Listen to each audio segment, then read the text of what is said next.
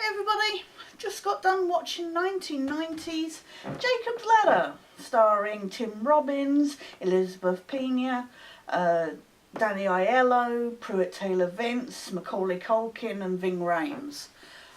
This one I've seen a good number of times before, and it's one of those movies that once just isn't enough. Watching it twice will give you a much better understanding of whatever the fuck's going on, because it's a very kind of trippy movie, if you will.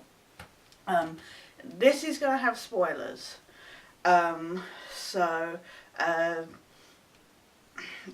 the best way to explain it without giving away spoilers in this first little section would be it's kind of a horror nightmare. I mean, it's categorised as horror, but it's more that it's got nightmarish imagery in it. But that's not constant, so it's more of a drama kind of thriller, kind of telling the story of Tim Robbins' Jacob, who returns from war, the Vietnam War, and it's him trying to grasp reality and life, etc. It's a really good movie. Like I say, it is trippy and you need to watch it twice. That's the basic. If you want to skip out now and do not want spoilers, go now. I recommend it. Check it out. For those of you that don't mind spoilers, or for like a good chunk of you that have probably heard about this film for ages and know what the ending is,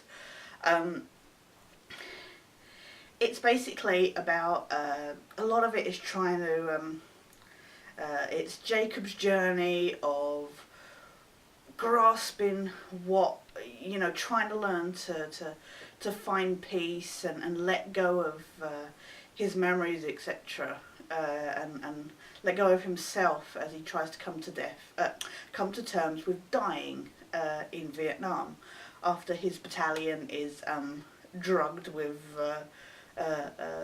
this kind of primal fighting drug, called the Ladder. And it's brilliant. You know what? The cast is excellent. It's funny because Macaulay Culkin's in it, and it's funny because everybody says, you know, Home Alone, you know, My Girl and Uncle Buck as his first parts.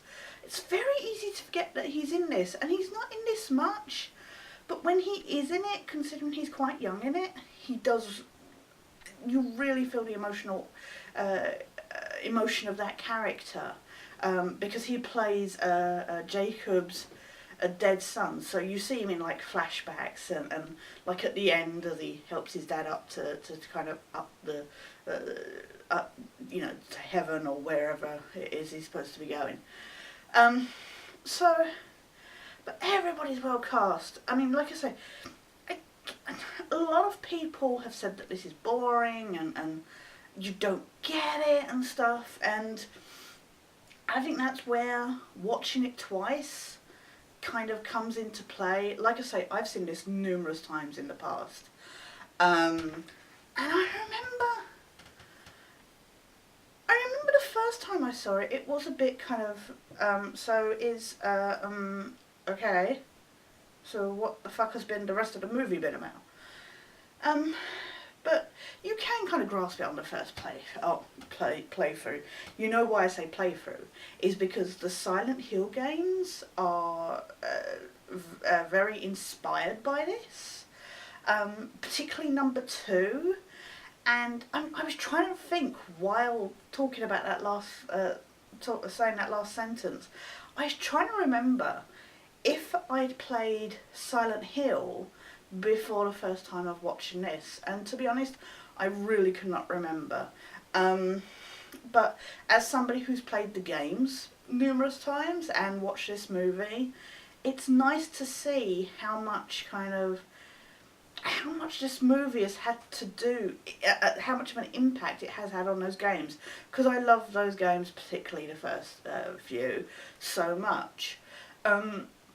But the direction by Adrian Lyne, I think it is. I don't know. I'm not clear on how to pronounce his surname, but Adrian Lyne, I think it is. He does a brilliant job of directing this movie and that, and it does have slow moments.